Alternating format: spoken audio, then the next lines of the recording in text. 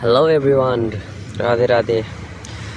आजको ब्लगमा मैले धेरै त सुट गरिनँ। अब गएँ त्यहाँ आफ्नो साथीहरूलाई भेटेँ होइन, सधैँको जस्तो यस्तै हो, हिँड्दै गफ गर्दै गइरहेको थियौँ। अनि त्यसपछि छिटै जिम पुग्यौँ। त्यहाँ पुगेर थोरै यसो भिडियो गरेँ मैले, त्यसपछि जुत्ता सुत्ता लाएर आइहालेँ। त्यसपछि थोरै कार्डियो गरेँ, मतलब स्ट्रेचिङहरू भनौँ न, सब भिडियो गर्न पाइनँ। अनि त्यसपछि यो पनि थोरै गरेँ एकछिनको लागि। अनि त्यसपछि यो पनि गरेँ 20 लगभग 3 सेटको होइन 15को। त्यसपछि रनिङ गरेँ। रनिङ गरिसकेपछि यो ब्याकको एक्सर्साइज गर्नु थियो आज, अनि यसको पनि 3 सेट हाने 15-15 को। अनि त्यसपछि सबको लगभग 3 सेट हानेको छु, यसको पनि 3 सेट हाने। सबको भिडियो गर्न त भ्याउँदैन, झ्याउ हुन्छ नि त।